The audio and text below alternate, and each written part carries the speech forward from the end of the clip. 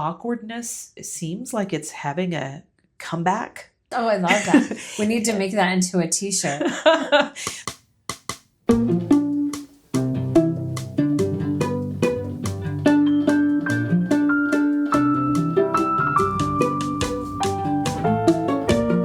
Welcome to The Pants Quandary, a podcast about how people navigate life with curiosity and creativity. And also where I get to be like Mr. Rogers, taking you on field trips to meet these people. I'm your host and resident nerd, Catherine Beeson. You can find me at catherinebeeson.com, or just find the link in the show notes. Happy nerding, stay curious.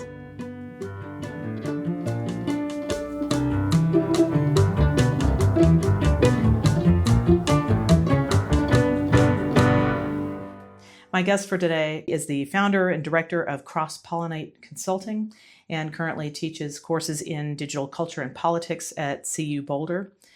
Susan Abbott, welcome to the pod.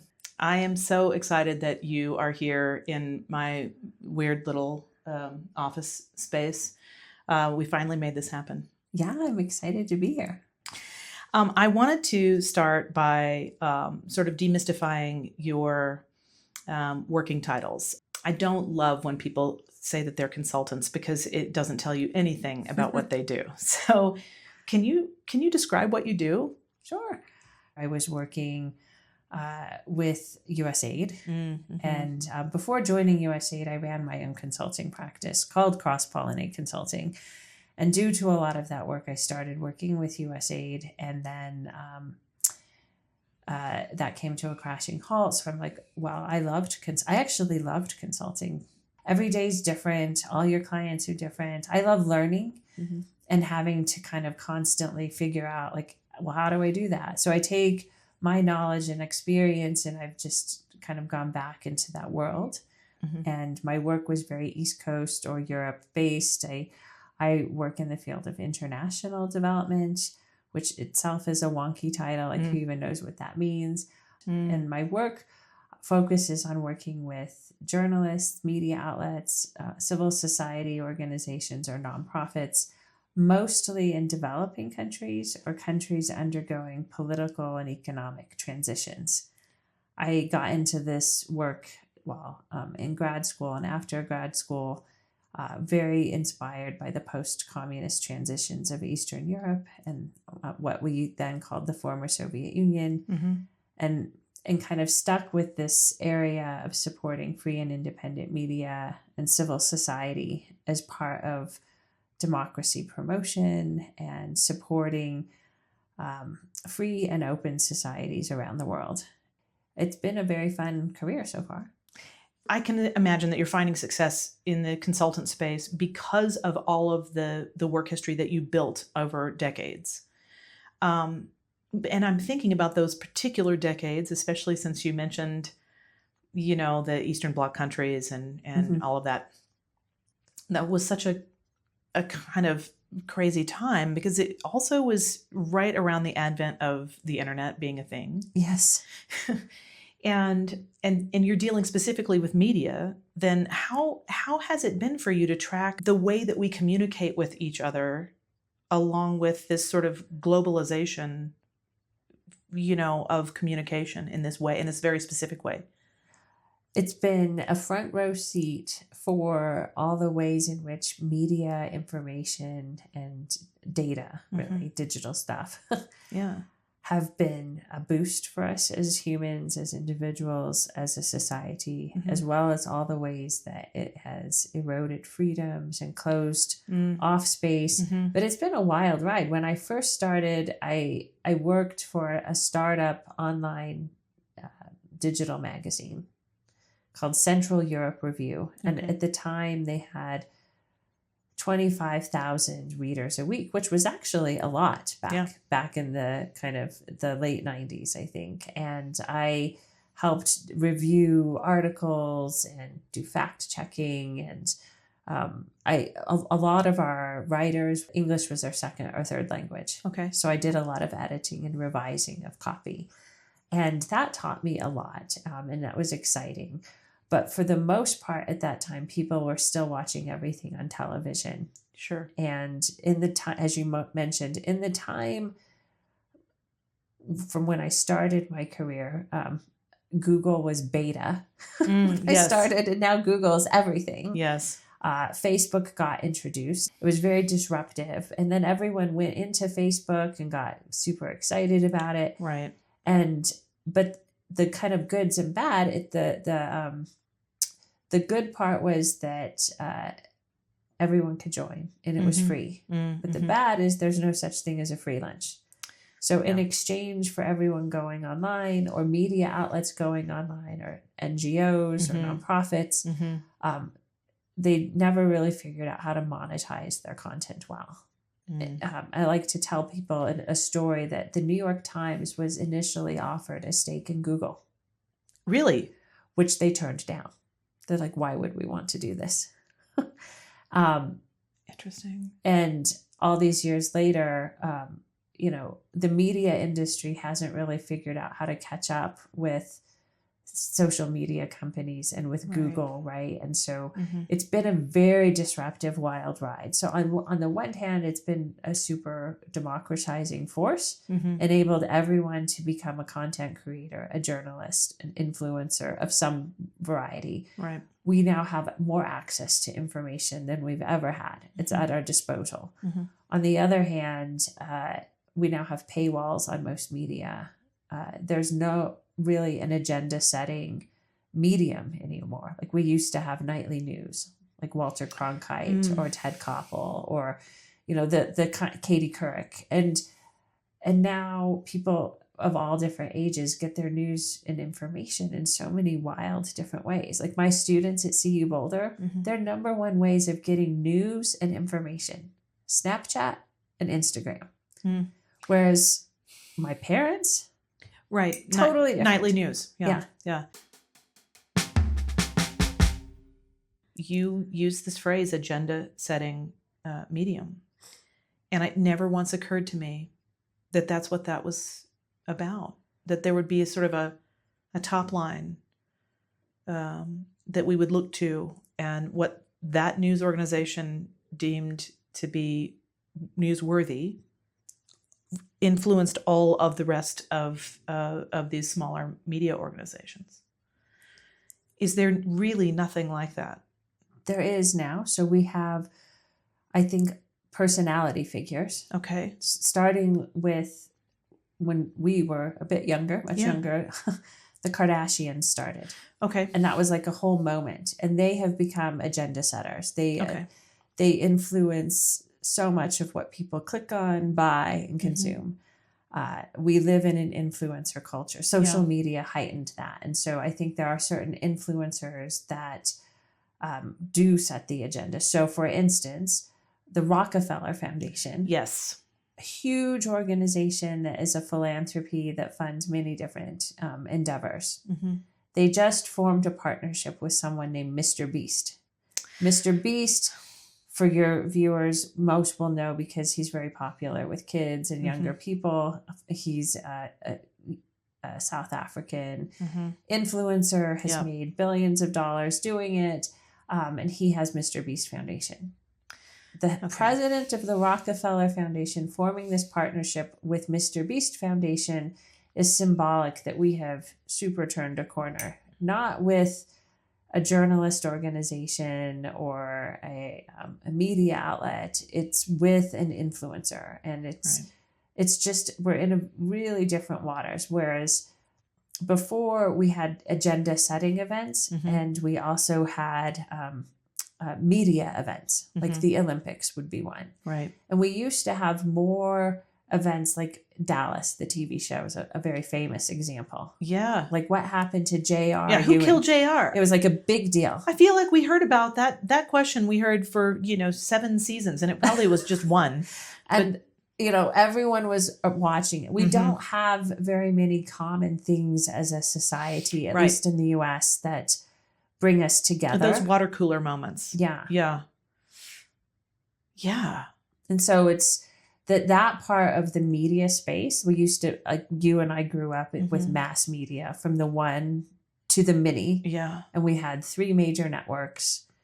We all had like our town radio stations. We got 1, 2, 3 newspapers delivered every morning. Some people got one in the afternoon or evening.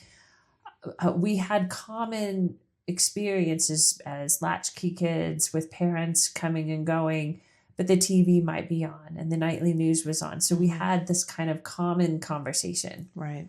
Now that no one really watches TV and we're all fractured as consumers of media and information, we don't have as many of those events. And people tune in or click on or consume the media that they choose to go to. And that has, created lots of things that are interesting, but it's also meant that we no longer have kind of common starting points for how we hear things. Mm-hmm. And it's made everyone kind of either suspicious of each other or apathetic. Sometimes people become super news avoidant and they just are like, it's all negative or bad or fake or something that's derogatory. Yeah. And that, I think that's been a really challenging thing for us as a society.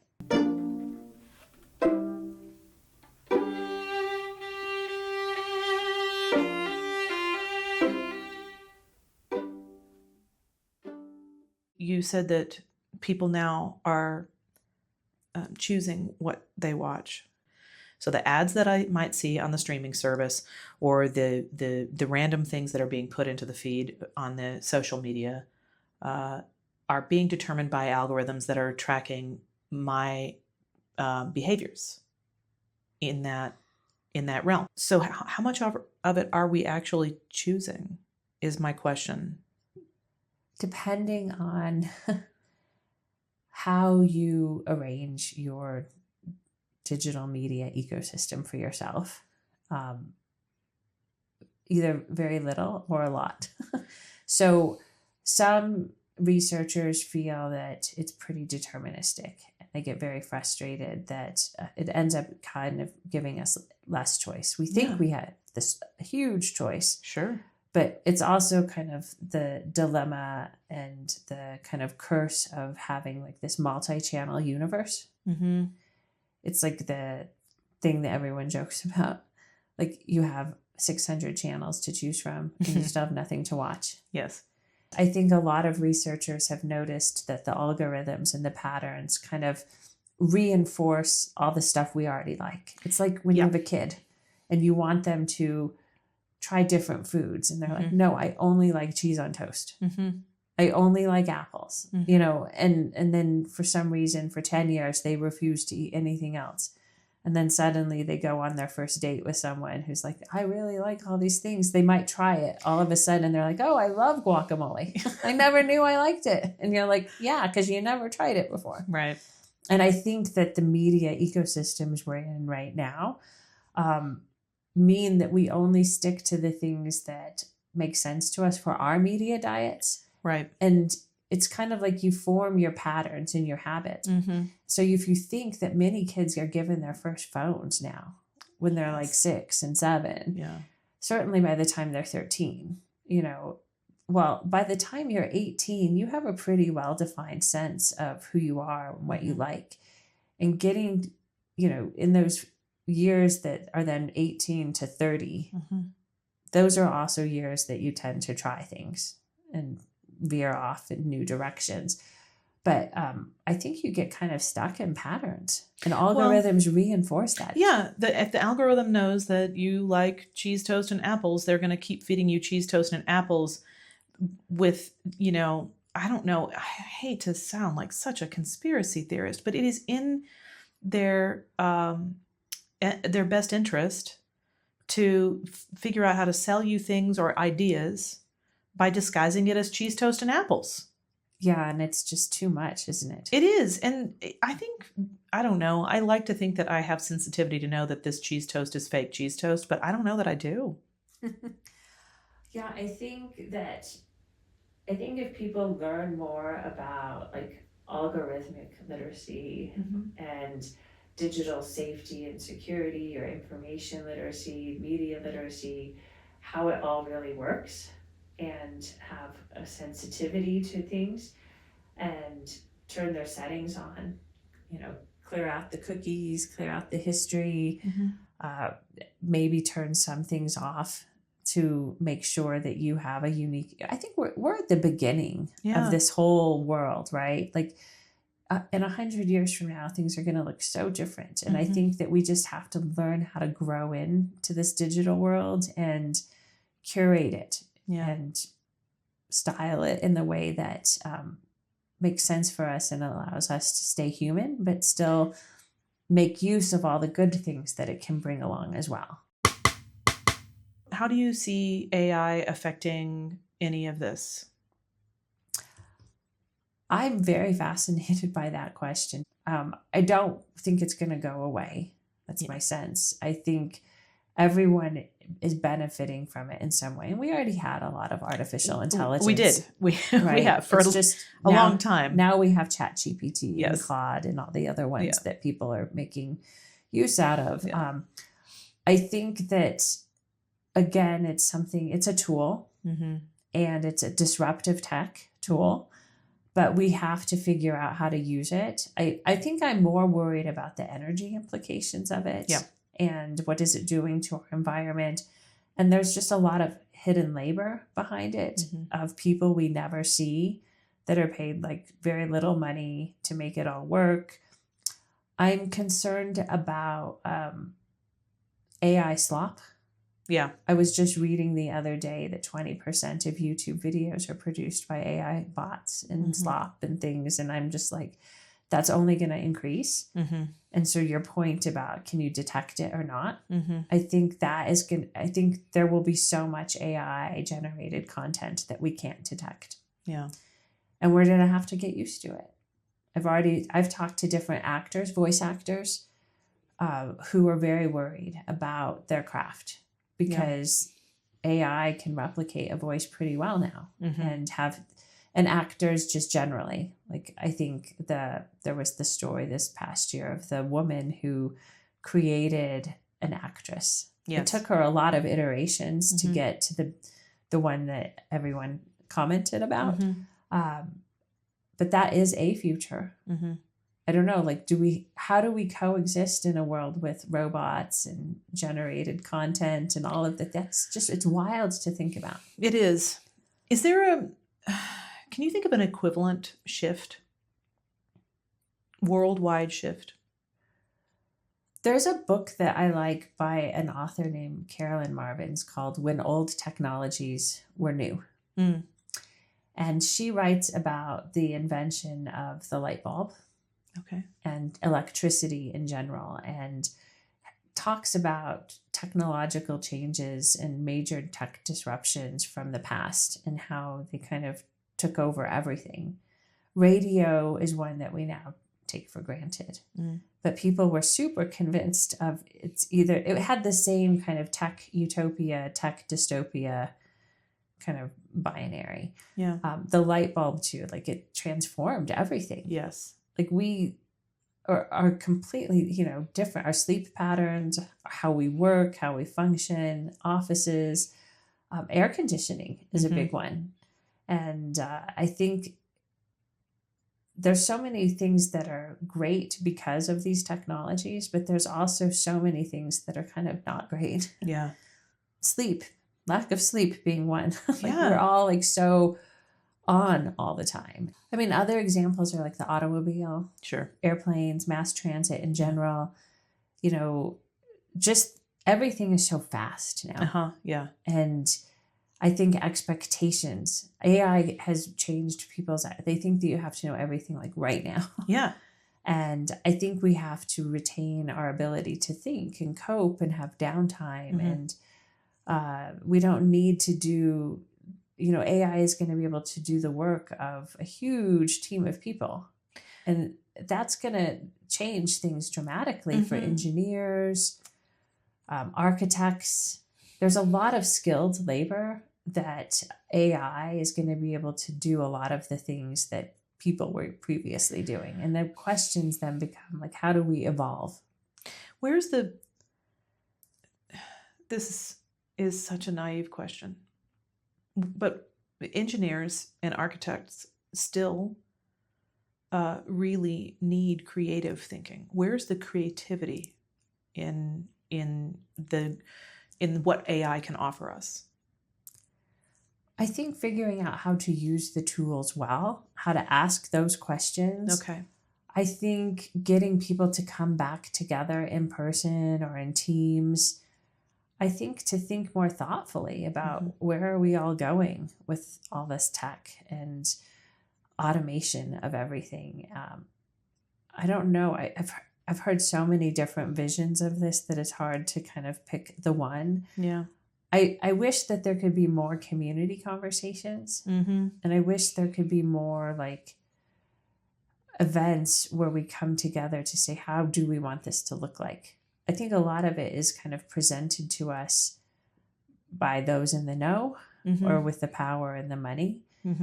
But we're all users of these things. Yes. Yeah. And I think we need, the creativity will come in from people who know how to use these tools well. Right. And who can help innovate and problem solve, and who aren't afraid, really. I mean, there's a lot of fear around the technology too. But that's normal. Yeah. It is normal because we don't know what we don't know. Right.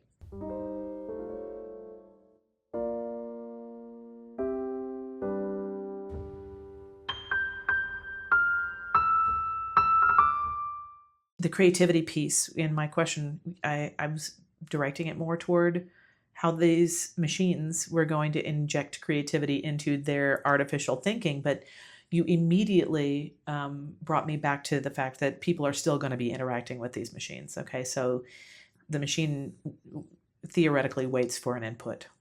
I don't know what day will come that the machine does not need an input. I'm sure that will happen.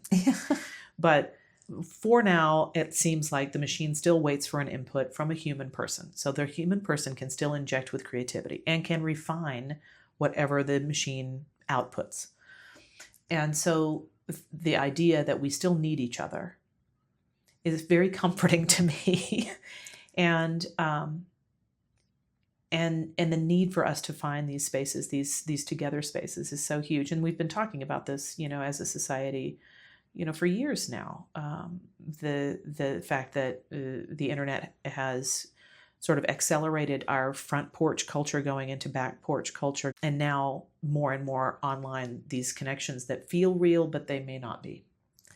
I mean, it's interesting how people respond. Like younger people who were born digital, they use all the tech, sometimes in ways that people aren't expecting. Right. Like, I think people might not realize that for some people, Spotify isn't just a way to listen to music. It's to find your people, your tribe, or even to connect. Yeah. Well, and like you were saying, Instagram is a major news source for some of your students. Yeah. And the way they communicate through Messenger. They don't use their phones. They don't call people. Right. I've seen opportunities to work as a consultant or a trainer to help people make phone calls. Like how to pick up a phone, cold call, which just makes me laugh because, in the 80s, that would have been any like 13-year-old's dream. Now people are like dreaming to become an influencer and make millions of dollars. But on the other hand, I also see that young people and others, but I think started by the younger generations of people who are like, been there, done that. I want something novel. Well, what's old is new again. Speed dating in person. Sure. Going to roller skating is popular again. Just having real events where you go and you meet people in ways that were totally just like how people met 20 years ago. Yeah. It got supplanted by everything being online, but the dating industry is all app driven, right? Well, apps have had high peaks and valleys. I think it's kind of, there's a lot of bots and fake people on it now. It's also very superficial. It turns out maybe people still prefer to meet in real life. Yeah, IRL was not even a thing, before we needed it to be a thing. Right. IRL. It's the same number of syllables. The other part is I think that just shows us that we as humans still have the need to connect. There are, of course, there are segments of people who are super introverted or just really feel better being online. But I think people need to empathize, be around I know I feel better. Like when I met you in real life at our analog salon, right? Yeah. I'm like, this is so fantastic to meet people and have conversation. And it's so strange to me that we've now spent so much of our lives indoors behind locked doors primarily. We used to not even lock our doors. Correct. Now we lock doors. Yeah. And you can curate your whole house in a way to never leave. Restaurants are having a reported extreme downturn in the in-person right, because experience. Everything's delivery or takeout. But DoorDash and all of them bring them to our house now. I mean, I get the DoorDash need, but the automation of everything also just it weirds me out to some extent that you would spend $150 having DoorDash deliver a meal. Right. That I get that dining out's an experience, right? But to have it delivered in a bunch of styrofoam and plastic boxes into your house. Yes. At the wrong temperature. It's such a fleeting, like, the eating part's nice, but I don't even know if people really, they're so used to just having everything. Yeah. Do they enjoy the taste? Yeah. And, the culinary arts, it's like a thing. And like the chef that prepared all of that food, having it at the end of the day just put into like a plastic vessel. Doesn't that make you sad? It is making me, I was already a little bit off of that. And then your description of it is making me super depressed right now. So yeah, it does make me sad. I think we just live in this really fast culture and it's very disposable. And for me, I'm at a point in my life where I wish to be more mindful, to slow down, to savor the moments, to have just more chill out time.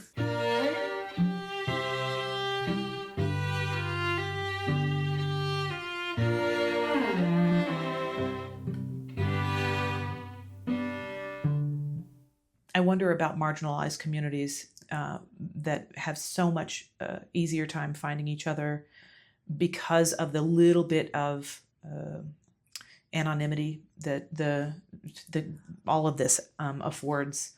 You can find your safe space in order to make those connections.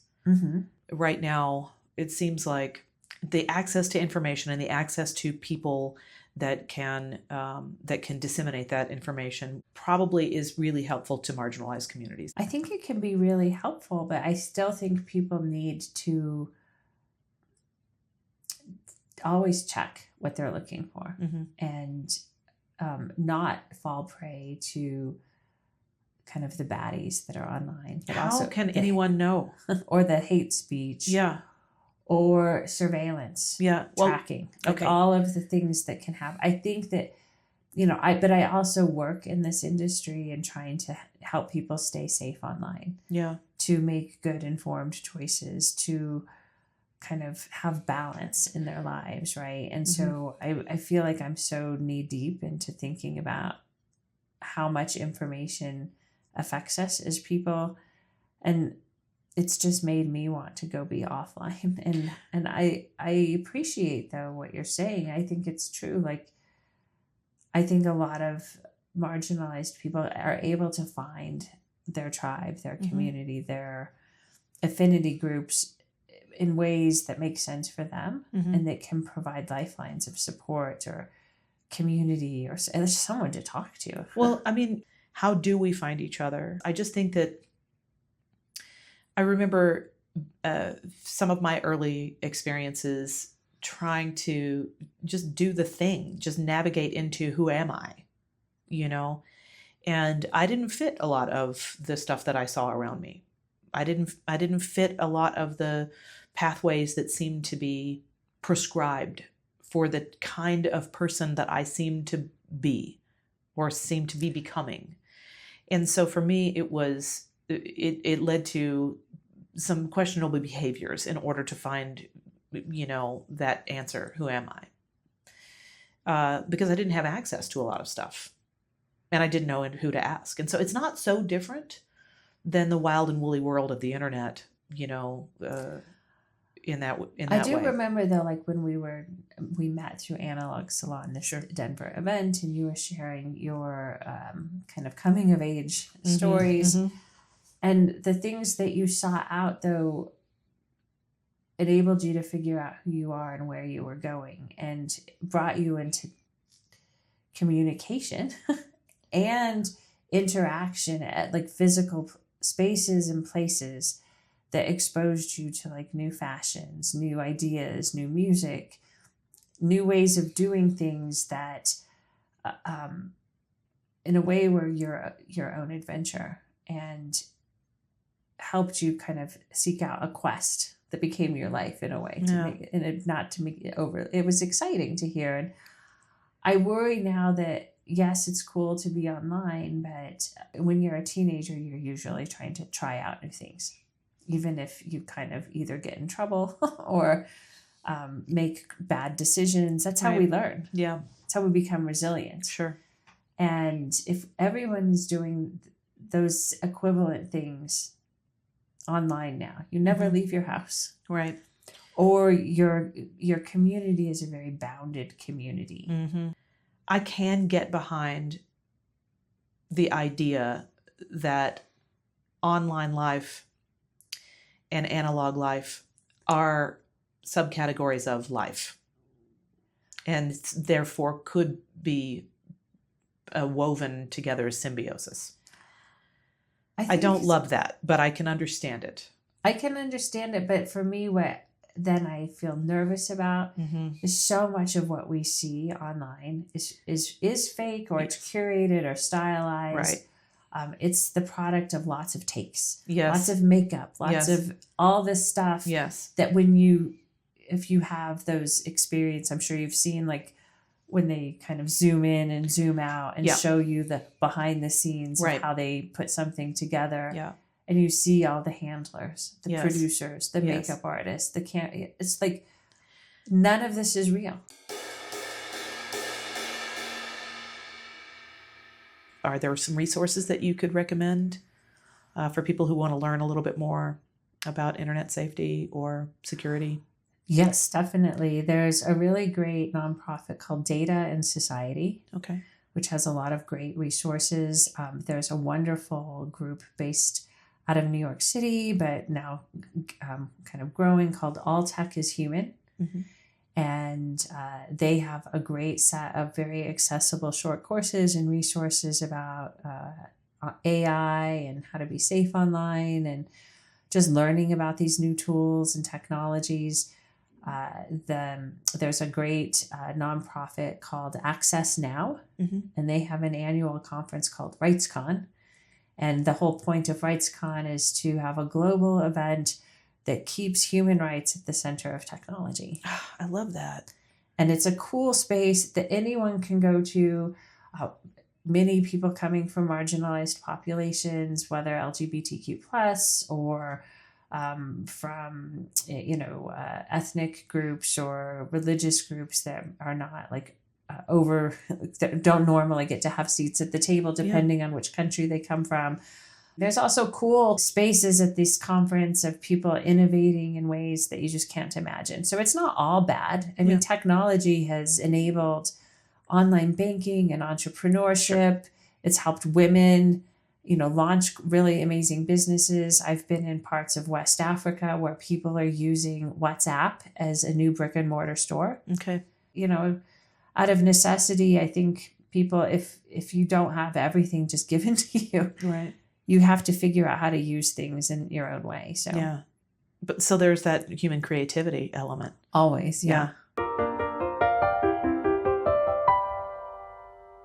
I love that awkwardness seems like it's having a comeback. Yes. Oh, I love that. We need to make that into a t-shirt. Like nerdiness and awkwardness and geeking out on things, and just not being cool is the new cool. I love that you said that because, as I mentioned to you before we came in here, like when I went through my divorce, and I like reemerged into the world as a kind of older, my kids were older, I could go out again. I was trying to like put myself out there. I never felt more awkward in my whole life. And the awkward part becomes better for me because like reinserting myself into social life, like it was like worse than a Friends episode. Like it was like all the bloopers and outtakes and stupid things I said. And I also think out loud. Yeah. It turns out not everyone likes that. Yeah. It's a real drain. Some days I don't even want to be me. You mentioned that you've lived all over the world. You've done a lot of traveling as part of your work and also as part of your education. And so you've had this opportunity to experience a lot of different cultures and observe a lot of different people as a result as well. So I have a feeling that you believe humans are essentially good. And I want to know if you can think of a time when that belief has been challenged and what you did to sort of meet that moment. I do believe people are essentially good. I mean, I did study philosophy, so of course I had long conversations in classes about good versus evil, and reading about the effects of World War II really weighed on my mind, and growing up during the Cold War, and then the opening up of the kind of iron behind the Iron Curtain really inspired me. And it's in part because I studied abroad, and my study abroad in undergrad was in Brussels, and my professor brought us to Prague and Berlin. And then independently, we went over to Krakow in Poland. And that completely changed my life in the sense that growing up in the States, it was like Red Dawn and all of this imagery of like, the impending World War III doom coming and how scary all these people were. And then you get over there and the architecture just blew me away. I went to opera halls and symphony halls and heard music that I'd never heard the music. So like the first time you hear a symphony, like you're a musician, so you hear a lot of it, but like you can put yourself in those seats. Like imagine your ears had never heard certain sounds. It transformed me. And of course it was very poor, because communism had kind of drained the economy, and the corruption and everything was off the scales. But the people I met touched me in ways. And the graffiti art, like lots of graffiti art for the Beatles and Imagine and rock and roll culture. The Rolling Stones was like all this. The 1960s had a big effect on all of the world, it seemed. And I loved this air of optimism. And then I eventually started traveling a lot in Africa to some of the most poor places you could imagine, yet the happiest. And I know every year they do this happiness index, and some of the world's happiest countries by their research standards are in very poor places. And I do think people are inherently good. I think, unfortunately, there's a lot of greed and corruption in the world. But I think that's what drives me. And when I meet people, I'm always transformed by what people are able to do if someone believes in you and gives you a small amount of investment, whether through education or some financial investment that helps you. But for me, it's all about education and having good mentors and people that can guide you and believe in you enough to help you take risks. Yes. And are like, you might miss me, but go forth, have an adventure.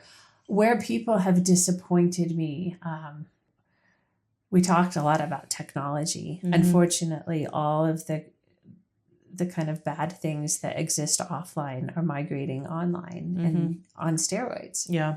And, the misogyny and the sexism and the harassment and things exist in the online sphere. It's just the same. And so that part makes me sad, and I hope we can keep working to fix it. I felt like we've had many moments in my lifetime where I feel like we're on our way. Yeah. Like I remember in my 20s, Lilith Fair was this whole thing. And I was learning about Gloria Steinem and the women of the 60s and, people like Jane Fonda, right? Yeah. And they had very particular reactions from people who either loved or hated them. And I just remember thinking that it was amazing what people like Gloria Steinem did. And it's so great that I could come of age and not need that same framing. Well, how wrong was I?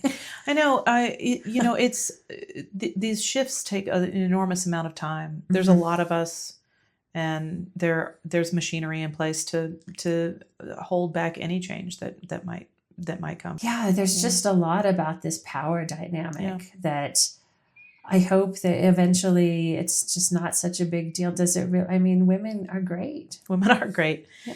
It's become something I really try to champion and focus on in my own way. Like, let's be mindful, and like, let's also just give people opportunities and space. And I do think it's okay to remind people about the need for equality and respect and access to spaces. Yeah. Just basic stuff. But we have to just keep working. I mean, I do think these philosophical conversations, like we're having, like the what if scenarios, like we need to have more of those. Yeah. And like, how far are we willing to go? And, you can imagine a lot of the tech companies like Google and Meta that are spending gazillions of dollars on these, different platforms and emerging tech ecosystems we're going to have. Like, I want everyday people to get to be part of that. Yeah. And I would like to figure out, how do we democratize that space? How do we make sure that everyday people are empowered by it and not just, I don't like this idea of tech feudalism. It makes me feel uncomfortable, and it's just a weird space to be in, really. Yeah, because we're the serfs. Yes. And our data, and just in a lot of developing countries, the places I've tended to work, like there's huge like data farms and bot farms and factories, and like these massive office buildings filled with people doing goodness knows what. Like, how do regular people make use of this world and also still create nice things?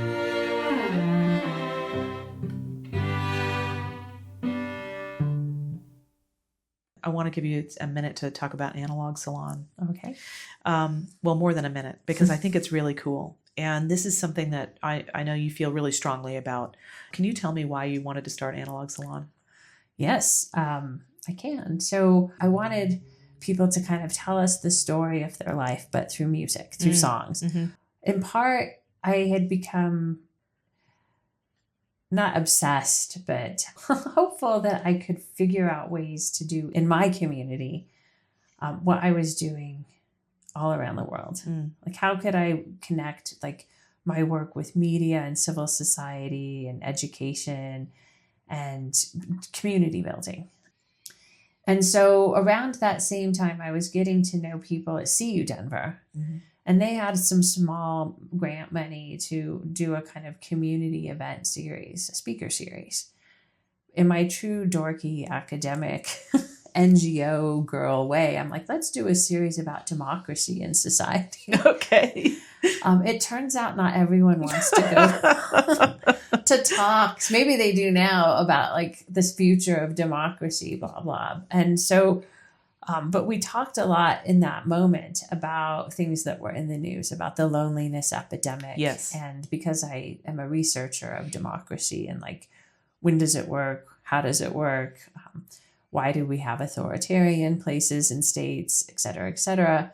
When it turns out that a lot of sociologists and political scientists and others, but especially the sociologists and anthropologists, had stumbled upon this very real cause of polarization and fragmentation and where we're at. And it all relates to our earlier discussion about being online and being connected in silos, information silos, etc. Yeah. So yes, we're abundantly online and have like anything we want to watch and listen to and click and download on it, right?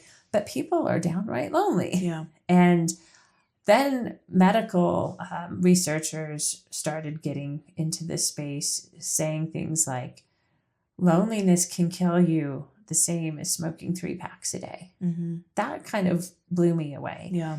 Because as someone who had experienced loneliness in my own way and seeing the effects of loneliness on older people too, watching loved ones or just knowing about people who had at one point in their life friends, Mm-hmm. Or maybe never. Yeah. Yes, they find connection online, but it's not a substitute for having a group of people to go have milkshakes with if you're in 8th grade. Yeah.